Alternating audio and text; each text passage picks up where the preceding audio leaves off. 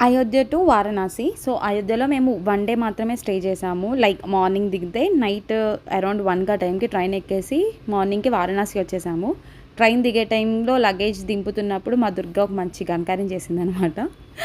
So, ట్రైన్‌కి మధ్యలో ఉన్న గ్యాప్‌లో తన చెప్పు పడిపోయింది.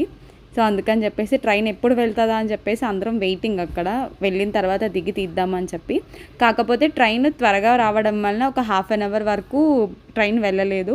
సో, మేము అలానే వెయిట్ చేస్తున్నాము. ఎలా తీయాలి అని. లాస్ట్‌కి అక్కడున్న ఇద్దరు అబ్బాయిలు హెల్ప్ చేసి ఫైనల్‌గా తీసి ఇచ్చేశారు.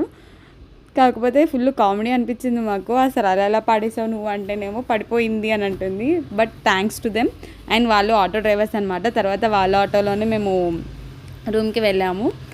చూడండి ఎలా నవ్వుతుందో చేసిందంతా చేసి.